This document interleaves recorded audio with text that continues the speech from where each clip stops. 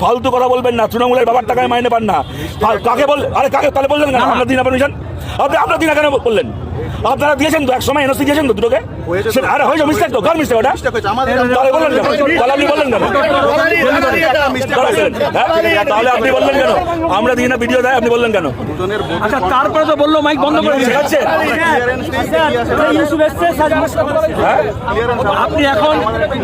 আপনি এখন ইউসুফকে অ্যারেস্ট করবেন কিনা?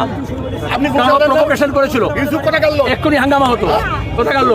এখানে কি হচ্ছিল? অ্যারেস্ট করুন।